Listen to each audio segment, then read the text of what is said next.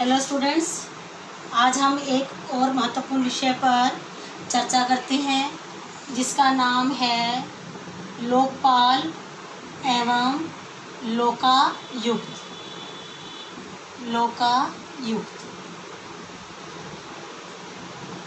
विश्व के सभी देशों ने ये कोशिश की है कि उनके प्रशासन से, उनके देश से जो है वो भ्रष्टाचार समाप्त हो जाए।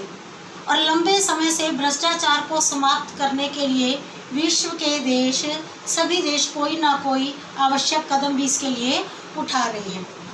कई अभिकरण स्थापित किए गए, कई आयोग स्थापित किए गए, जहां पर ये कोशिश की गई कि नागरिक अपनी, अगर वो किसी बात से, प्रशासन के तरीके से उनका शोषण हो रहा है, वो वहां पर जाकर अपनी शिकायतों को दर्ज करवाए और उनकी समस्याओं का समाधान हो सके। लेकिन फिर भी सभी देश भ्रष्टाचार को समाप्त करने के लिए जो है असफल हुए, क्योंकि उन्होंने अपने देशों में बहुत से आयोग, बहुत से अभिकरण, बहुत से निकाय स्थापित किए।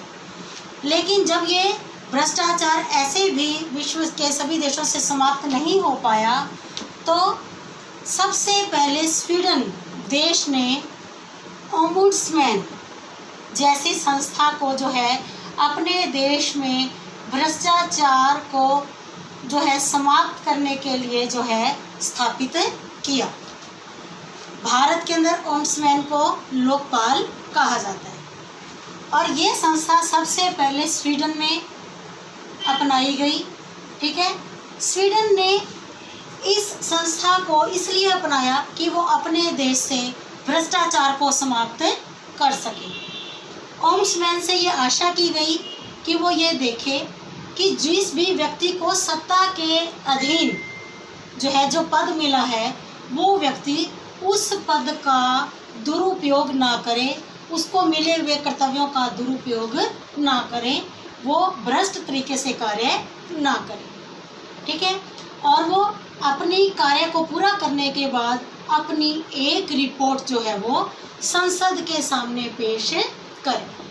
ठीक है, तो जो ओम्बुड्समैन जैसी संस्था है स्वीडन जैसे देश के अंदर, वह 18वीं शताब्दी में अस्तित्व में आई। स्वीडन ने इस संस्था को 18वीं शताब्दी में ही अपना लिया ताकि भ्रष्टाचार को समाप्त कर दिया जा सके। स्वीडन के अंदर ओम्बुड्समैन को संसद नियुक्त करती है।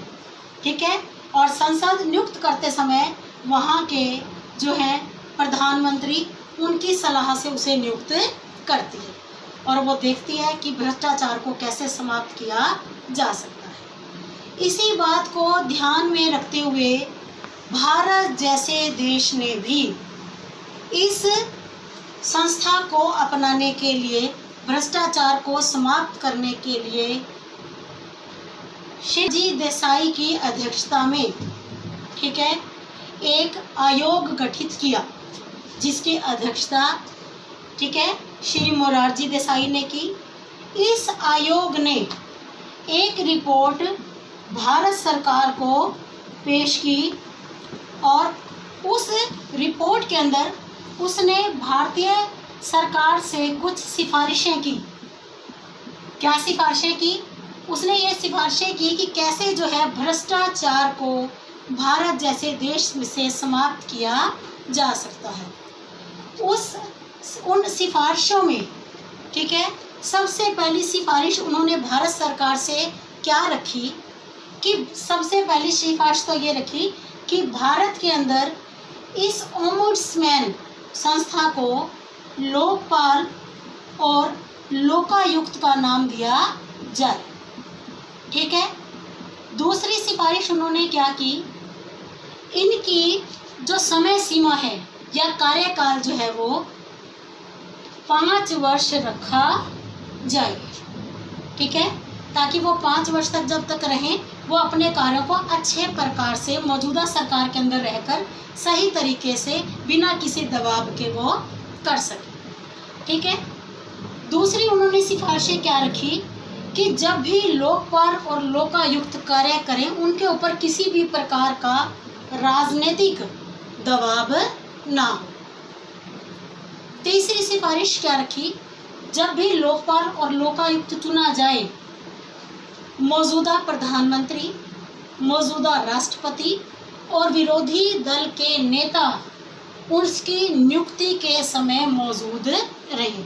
यानी कि लोकपाल और लोकायुक्त की नियुक्ति जो है राष्ट्रपति, प्रधानमंत्री और विरोधी दल की नेता की सहमति से की जाए। तीसरा है, लोकपाल और लोकायुक्त को जो वेतन दिया जाए वो सर्वोच्च न्यायालय के न्यायाधीश के समान होना चाहिए। उनके कार्यकाल में उनके वेतन और भत्तों में कोई भी कटौती ना की जाए।